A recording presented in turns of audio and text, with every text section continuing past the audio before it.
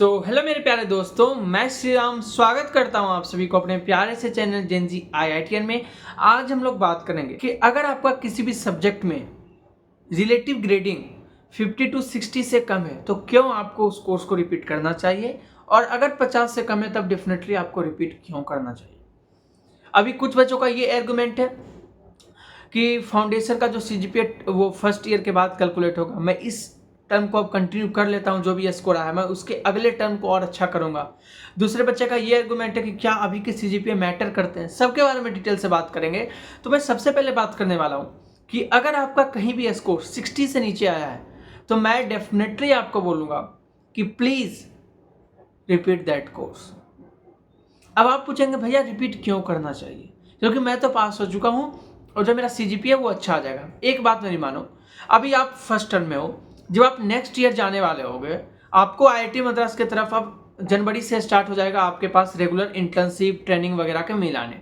आप उसके लिए अप्लाई करोगे, then the first filtration will be on the CGPA basis. It's right that अभी के सीजीपीए से आपके अप्रेंटिसशिप आपके टीए पे कोई असर नहीं पड़ेगा, क्योंकि उस टाइम आपका फाइनल सीजीपीए देखा जाएगा, जो कि आप through the long 2 years you can manage and you can improve your CGPA. But what if you want to apply, है ना, अगर आप किसी इंटर्नशिप या आप एक्सचेंज प्रोग्राम में अप्लाई करना चाहते हैं, आप किसी रिसर्च के लिए प्रोफेसर को मेल करिएगा और प्रोफेसर, एक सेकेंड, आप किसी रिसर्च के लिए प्रोफेसर को मेल करते हैं तो पहला चीज प्रोफेसर ये पूछेंगे कि आप लास्ट टर्म में सीजीपीए कितना लाए हैं। उसके बाद बोलिएगा मेरा 7.86 है, तो वो क्या बोलेंगे भाई पहले जाकर पढ़ो।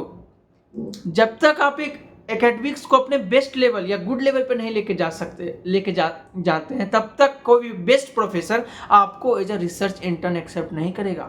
And same with any companies, any internship programme, आपका जो पहला फिल्ट्रेशन होने वाला है that will be on the basis of CGPA. So please consider it seriously and please repeat that course. और इससे आपको एक रिस्पॉन्सिबिलिटी भी बनने वाला है कि अगर आप इस बार इस कोर्स को रिपीट करते हैं, अगर आप इस बार किसी कोर्स को रिपीट करते हैं तो आपको एक मन में साइकोलॉजिकल डर रहेगा कि इस बार मेरे को अच्छा करना है, नहीं तो फिर से मेरे को रिपीट करना पड़ेगा। क्योंकि अगर आप इस बार प्रोकास्टिनेट करके बोल देते हैं कि मैं अगले टर्म में अच्छा कर लूंगा, अगले टर्म में इंप्रूव कर लूंगा, बिलीव मी आप 3 महीने बाद फिर इस वीडियो को देख लीजिएगा, आपका कोई ना कोई सब्जेक्ट खराब जरूर होगा, क्योंकि आपने फिर से उसी रूटीन को अप्लाई किया है अपने पर। लेकिन जब आप अपने पास्ट को लेकर अपने साथ चलोगे ना कि मैंने टर्म 1 में इस सब्जेक्ट को गलती किया, वो मेरे साथ है, तो आपको लगेगा कि सारे दोस्त जब टर्म 2 के कर रहे हैं मुझको इसमें अच्छा करना है। और that can be the biggest improvement because आपने फर्स्ट टर्म में अपने आप को संभाल लिया है। कुछ बच्चे ये फर्स्ट ईयर के बाद करने वाले, कुछ बच्चे डिप्लोमा में जाने के बाद उनको समझ में आएगा कि मेरे को सीजीपीए मैटर करता है, then they will try to repeat that course. उससे अच्छा है कि आप अभी से करना स्टार्ट कीजिए।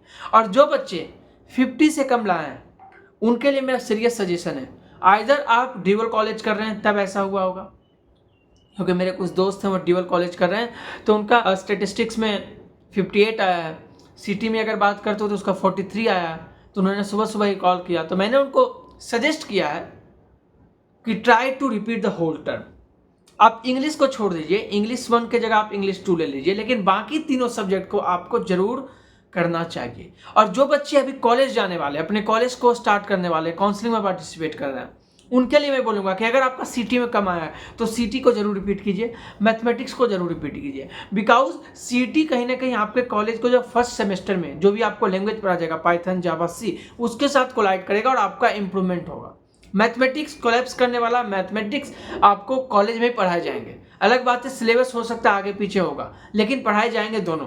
आप स्टैटिस्टिक्स को छोड़ सकते हैं, इंग्लिश तो पढ़ने का जरूरत नहीं है, इंग्लिश बिना पढ़े भी आप बहुत ही अच्छा स्कोर कर सकते हैं। अब जो इंपॉर्टेंट बात है कि अब आपको क्या करना चाहिए, जो आपके पास 15 दिन बचा है उसमें आपको क्या करना चाहिए। तो मेरा राय ये रहेगा कि अगर आप किसी सब्जेक्ट में 60 लेकर आए हैं तो आप अगर रिपीट करना चाहते हैं तो आप कर सकते हैं, but I will not consider that. अगर आपने 60 ले आया ना तो आप क्या करो, 15 दिन में कम से कम 2 घंटा पढ़ते दिन उस सब्जेक्ट को दे दो और उसमें आप बहुत ही अच्छा कर लो। And then try to learn 1 skill, एक कम से कम एक लैंग्वेज तो आपको ट्राई करना चाहिए सीखने के लिए। और जिस सब्जेक्ट को आप इंप्रूव कर रहे हो ना, कम से कम उसका मॉक टेस्ट और पीवाईक्यूज दे दो। इस तरह से वो सब्जेक्ट आपका कंप्लीट हो जाएगा। और फिर अगर लगे कि चलो इसका एक इंटर्म एग्जाम दे देते हैं, मेकअप एग्जाम दे देते हैं, देन दैट इज इजी, कोई दिक्कत ही नहीं है। और अगर आप फेल कर जाते हैं तब तो आपको कोर्स को रिपीट करना पड़ेगा पूरे का पूरे टर्म में। That's the only way. और अगर आप उस एग्जाम में अब्सेंट रहे थे तो आप उसको मेकअप एग्जाम के थ्रू दे सकते हैं, या 1000 रुपीज पर कोर्स पे करके, या फिर आप उस कोर्स को पूरे के पूरे टर्म के लिए रिपीट कर सकते हैं। So these are the way, and we are going to plan something new for the next term, and also the students who are going to join this degree in the September term. So please subscribe our channel because we are going to revolutionize the online college education system. Thank you so much. Have a nice day.